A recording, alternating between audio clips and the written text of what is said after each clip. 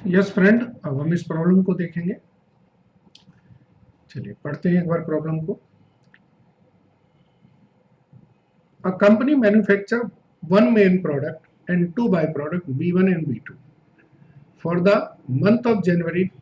Following details are available. इन्होंने बताया है कि जो टोटल कॉस्ट है वो मेरी है इतनी। अच्छा, इसके बाद हमारे तीनों प्रोडक्ट तैयार हो जाते हैं M1 B1 B2, जिसमें B1 और B2 पे सेपरेशन के बाद की कॉस्ट अलग से दे रखी है, और उसके बाद उन्होंने ये भी बताया है कि सेपरेट करने के बाद हमारे इतने इसमें खर्चे आएंगे और इतने हमारे प्रॉफिट के मार्जिन हैं। ये क्वेश्चन एक अच्छा क्वेश्चन माना जाएगा एग्जाम पॉइंट ऑफ व्यू से। चलिए करें इसको। हमारे पास मेन प्रोडक्ट्स हैं एंड बाई प्रोडक्ट्स। तो पहले हमें ये देखना होगा कि इस जॉइंट कॉस्ट में, जो मेरी टोटल जॉइंट कॉस्ट है, उसमें बाई प्रोडक्ट की कॉस्ट कितनी इंक्लूड है। देखिए हमारी जो जॉइंट कॉस्ट है वो कितनी है, 2,12,400। अब हमारा पर्पज है कि हम इसको बताएं कि इसमें M1 की कॉस्ट ये है, B1 की कॉस्ट ये है और B2 की कॉस्ट ये है। यही तो एलोकेशन करनी है हमें। तो हम एक वर्किंग नोट बना लेते हैं। Calculation of joint cost of B1 and B2। B1 और B2 की जॉइंट कॉस्ट हम निकाल लेते हैं। कैसे? B1 और B2 के लिए हमें बहुत सारी इंफॉर्मेशन दे रखी है। इन्होंने लिखा है कि sale price after further processing कितनी है। B1 और B2 की जो सेल प्राइस है, क्वांटिटी दे रखी है, सॉरी हाँ, तो नंबर ऑफ यूनिट्स भी लिख लो। B1 और B2 की नंबर ऑफ यूनिट्स देखिए कितनी है। B1 की है 1800 और B2 की है 3000। ये हमारा 1800 है और ये 3000। और ये 1800 3000 हम 40 और 30 रुपए में बेच पा रहे हैं। कब बेच पा रहे हैं? जब उस पर हम 35,000 और 24,000 खर्च कर लेते हैं, यानी कि 40 और 30 रुपए पे बेच रहे हैं। तो सेल वैल्यू हमारी कितनी आ रही है? सेल वैल्यू आ गई हमारी 72,000 एंड 90,000। अब सेल वैल्यू में इन्होंने बताया कि प्रॉफिट परसेंटेज गिवन है, कितने परसेंट प्रॉफिट इंक्लूड है। इसमें 20% इंक्लूड है और इसमें 30%। तो 20% का मतलब हो गया 14,400 और 27,000। इसका मतलब अगर मैं इसमें से प्रॉफिट कम कर दूं तो मेरी कॉस्ट निकल आएगी।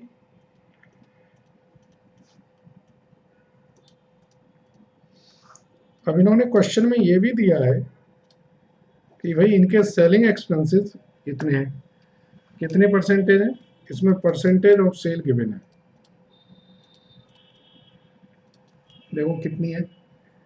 इसमें 15% है, दोनों में 15% है, यानी कि 72,000 के 15% और 90,000 का 15% कम कर दो, तो ये मेरी क्या आएगी? ये प्रोडक्शन कॉस्ट आ गई मेरी। सेलिंग एक्सपेंसेस कम कर देंगे तो प्रोडक्शन की कॉस्ट आ गई, दैट इज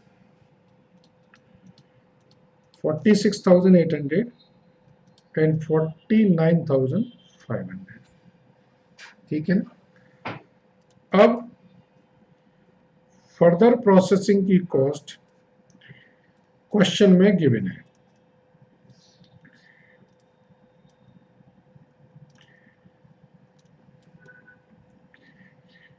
सेपरेशन होने के बाद की कॉस्ट इसमें गिवन है कि भाई सेपरेट होने के बाद इसमें 35,000 रुपीज का खर्चा है और इसमें 24,000 रुपीज का खर्चा है। इसका मतलब सेपरेट होने तक की जो कॉस्ट है वो निकल आएगी कि नहीं? 11,800 एंड 25,500। अब अगर इसकी कॉस्ट 11,800 है, रेफर वर्किंग नोट 1, और इसकी कॉस्ट 25,500 है और टोटल कॉस्ट आपकी 2,12,400 है, तो ये तो किसी को भी समझ में आ जाएगा कि जो बाकी की जो बैलेंसिंग फिगर है यानी कि 1,75,100 वो क्या है? वो शेयर ऑफ जॉइंट कॉस्ट है मेन प्रोडक्ट का। यस और नो? यस। तो अब हमें क्या करना है? हमें पहला पार्ट हमने कर दिया है, दूसरा है product wise and overall profitability निकालनी। तो हम निकालते हैं दूसरा part, product wise and overall profitability, company की ओवरऑल प्रॉफिटेबिलिटी निकालनी। तो आप प्रोडक्ट चाहे हॉरिजॉन्टल लिख लें और चाहे आप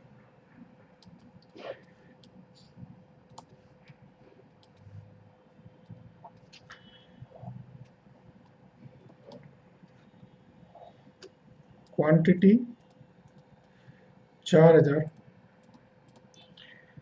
1,800, 3,000। सेल प्राइस दे रखी है कितनी है? 100, 40, 30।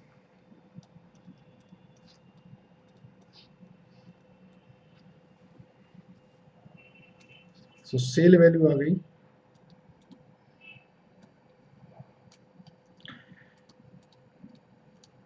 4,72,000, 90,000। जॉइंट कॉस्ट जो थी वो कितनी थी?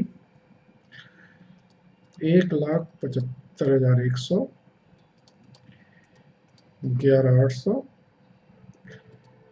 25,500।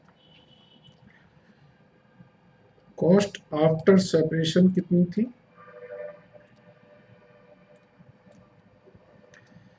इसमें तो नहीं हो रहा था, इसमें थी 35,000 एंड 24,000। और सेलिंग एक्सपेंसेस कितने हुए? सेलिंग एक्सपेंसेस क्वेश्चन में दिए हैं, इनके 20% हैं, तो यानी कि 80,000, बाकी इनके आपने निकाले ही थे 10,800 सॉरी,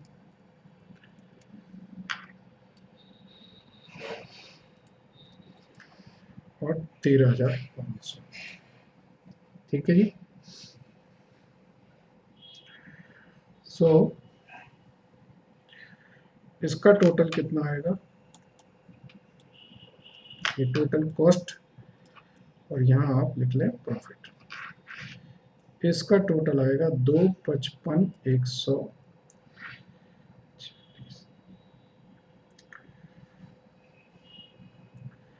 ये आएगा 57,600 और ये 63,000। तो प्रॉफिट 1,44,900, 14,400 और 27,000। अगर मैं टोटल की बात करूं तो ये टोटल हो जाएगा 1,86,300 टोटल प्रॉफिट ऑफ कंपनी। ठीक है। सो आई थिंक कि ये चीज, ये क्वेश्चन क्लियर आया। एग्जाम पॉइंट ऑफ व्यू से ये क्वेश्चन बहुत अच्छा है। Thank you.